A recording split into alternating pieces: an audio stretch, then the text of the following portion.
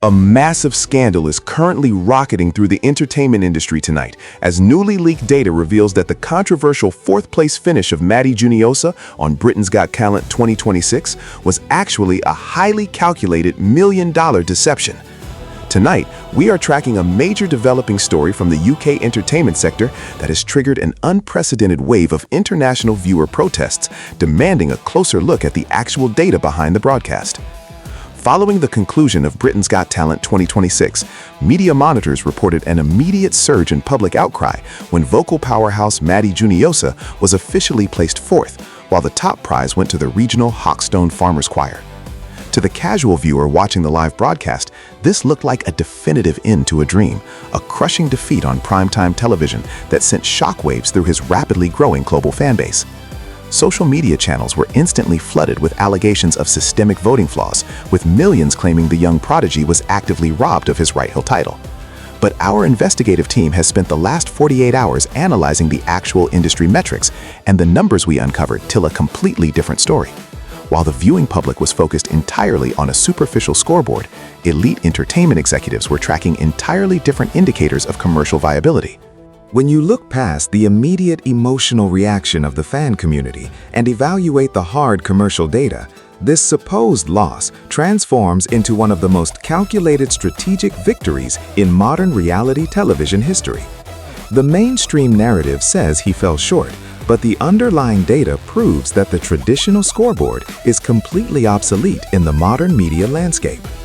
Our media analytics team has obtained highly sensitive data regarding the structural reality of major television talent contracts, exposing a hidden clause that completely changes how we view television losses.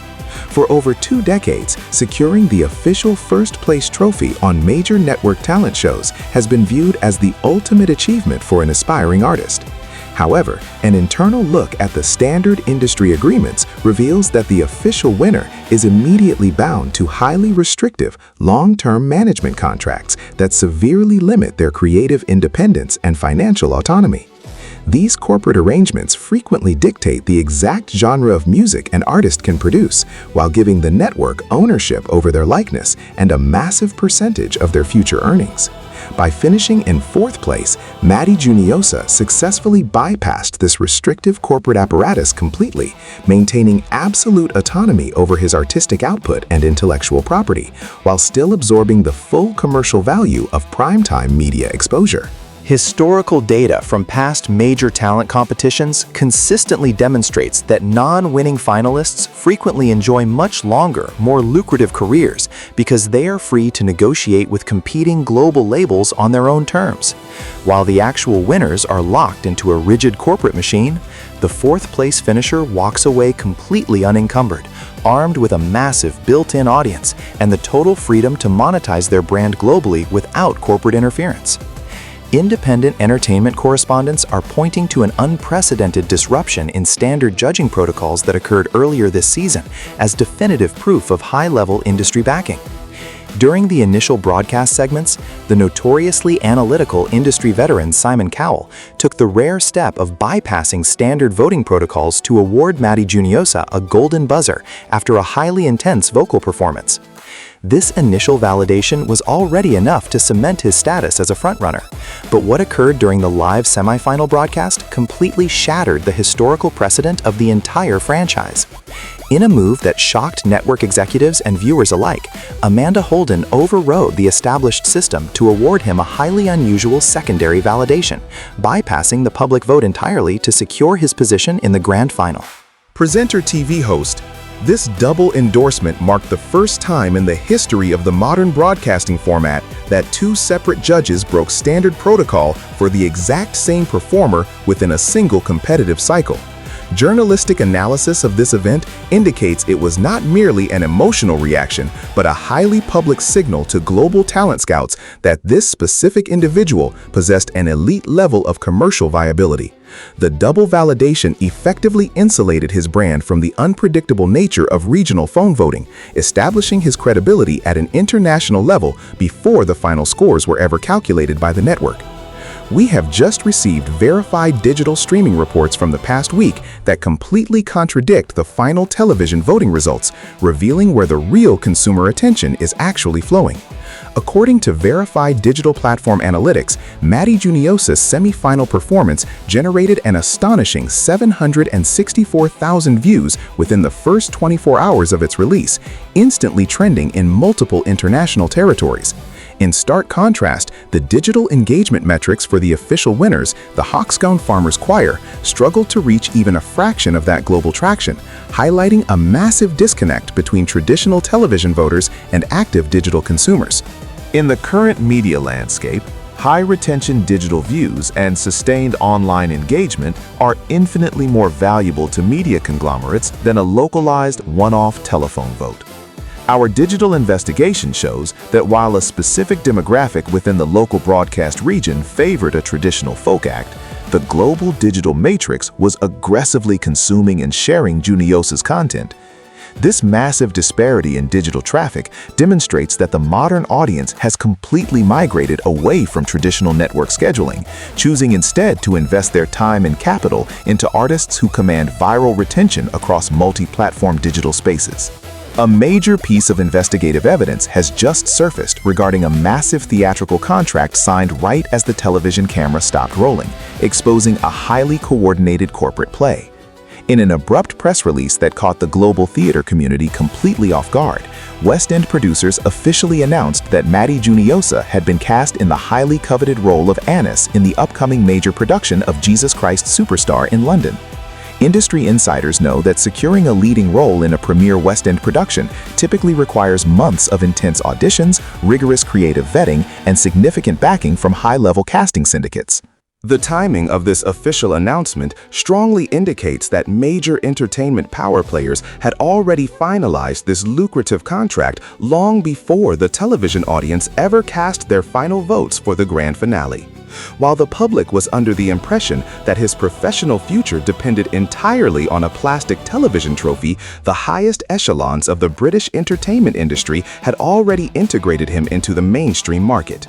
This revelation completely shifts the narrative from a reality TV loss to a highly sophisticated corporate transition, proving that the competition was merely a highly effective marketing launchpad for a career path that was already locked in behind closed doors.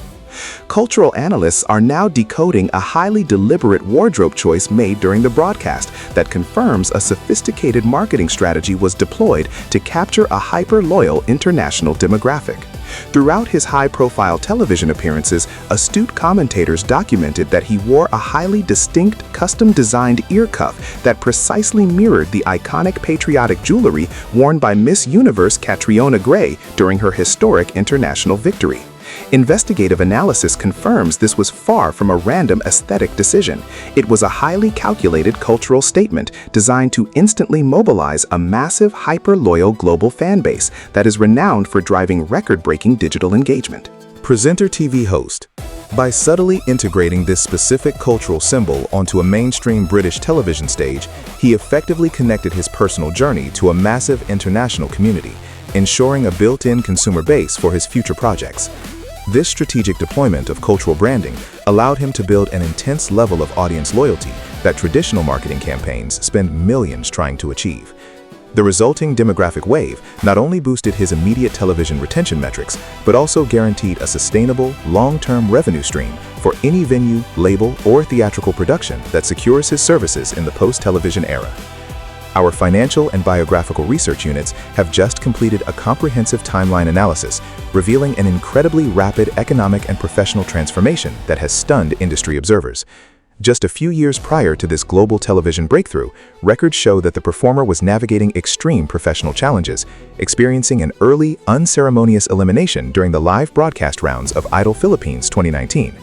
Following that regional setback, he relocated to Glasgow, balancing demanding part-time service industry shifts as a restaurant waiter while simultaneously trying to fund his creative education under intense financial pressure. To transition from serving tables and facing regional television rejection to commanding the absolute center of attention on a major Western primetime network represents an almost unprecedented statistical leap within the modern entertainment industry.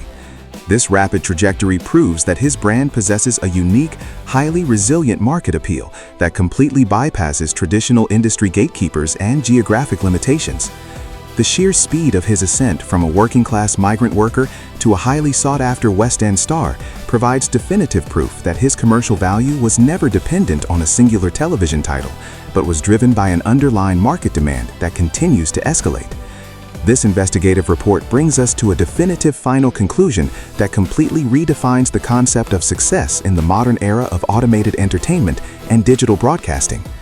When you compile the hard facts, including the avoidance of restrictive winter contracts, the historic double golden validation, the overwhelming superiority in digital streaming analytics, the immediate West End contract, and the rapid socio-economic transition, the narrative of defeat completely dissolves. Matty Juniosa did not lose a television competition. He successfully utilized a massive public platform to execute a flawless corporate launch, walking away with every single commercial benefit of a first-place finish without any of the legal or financial liabilities. As the media landscape continues to evolve, this specific case study will likely be analyzed by future creators as a masterclass in long-term career strategy over short-term television validation.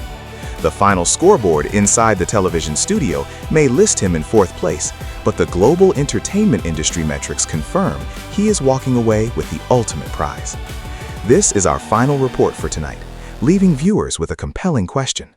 In an age driven entirely by digital retention and global reach, who are the real winners in the modern media landscape?